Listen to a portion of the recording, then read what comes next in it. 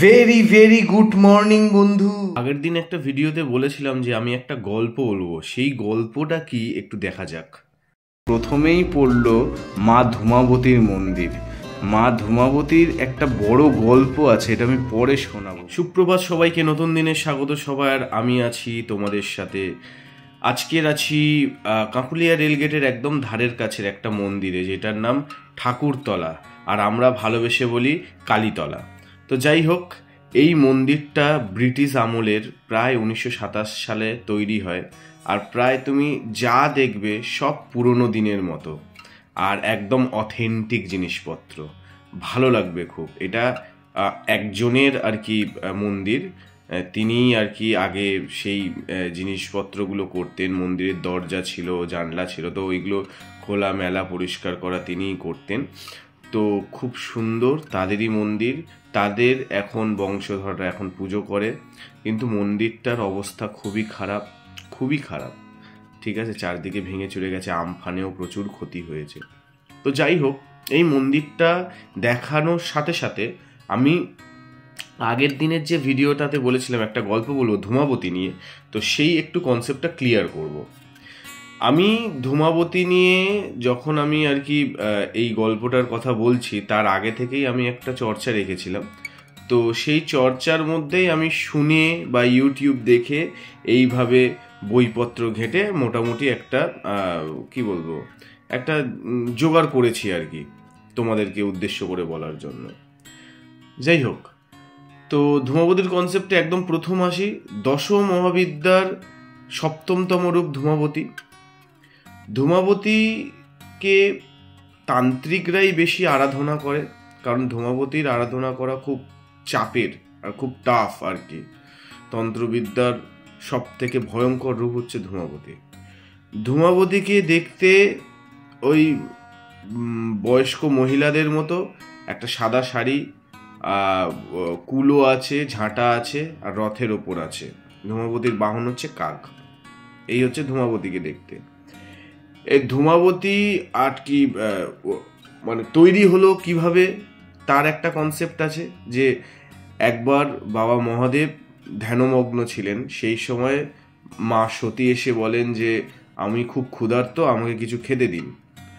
তো বাবা মহাদেব তো ধ্যানমগ্ন, সে কিছু পাত্তাই দেয়নি বা শুনতেই পায়নি।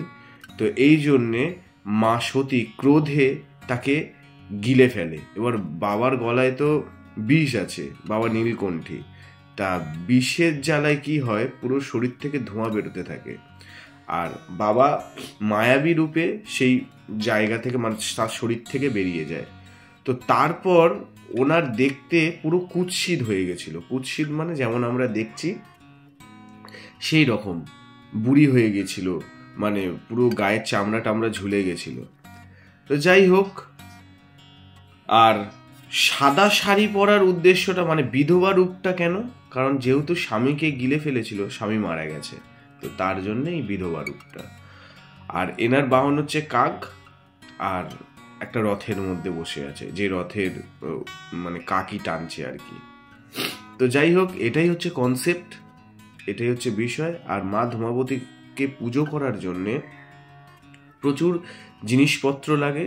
আর মা ধূমাবতীকে পুজো করলে কি হয়, যাদের খুব আয়ের সমস্যা হচ্ছে, আয় মানে টাকা পয়সার সমস্যা হচ্ছে, তারা পুজো করতে পারে। আর যাদের শারীরিক সমস্যা হচ্ছে, তারা জন্য পুজো করা যাবে। মানে মা এইগুলোকে দূর করে, আর্থিক সমস্যাকে দূর করে, তার সাথে সাথে রোগ নির্মূল করে। তো এটাই হচ্ছে যে ধূমাবতীর কনসেপ্ট। চলো ফিরে আসি এই মন্দিরে। এই মন্দিরের মা কিন্তু আনন্দময়ী নামেই পরিচিত, ভীষণ জাগ্রত, পারলে পুজো দিয়ে যাও। চলো কিছু কথা শুনে নি এই মন্দির নিয়ে। মাসিমা থাকতে নিয়ে থাকতে এখন আর কিচ্ছু নেই, বহু বছর হয়েছে, চলে যাওয়া হয়েছে, সব ভেঙে চুরে গেছে। এগুলো আমফানে সব ভেঙে গেছে, এইগুলো সব আমফানে ভাঙা, এই জিনিসগুলো সব আমফানে ভেঙে গেছে পুরো। সব গেট ছিল, এই পাঁচিল ছিল, পুরো সব উড়ে গেছে আমফানে। আগে কি সুন্দর কালী পুজো হতো, কালী পুজো হতো, কালী পুজোটা হয় এখনো হয়, কিন্তু ওইভাবে আর মানুষজন নেই, সেই জায়গা নেই। আর জায়গার থেকে বড় কথা, এখন আর তো কেউ সেইভাবে আসেও না। আগে যেইভাবে একটা প্রচার ছিল, আমরা এই কাকুলিয়া গেটে এইখানেই থাকতাম।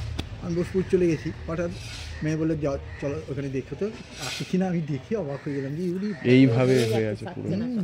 আর আস্তে আস্তে সব ক্ষয়েই যাচ্ছে, ভেঙেই যাবে। থাকতেন ওনারাই পুজো টুজো করতেন, ইয়ে করতেন। হ্যাঁ আচ্ছা আচ্ছা, ওই যে পুজো করেন, হ্যাঁ উনি আচ্ছা ওই বাড়িতে, এই বাড়িটা সোজা বাড়িটা, তাই তো?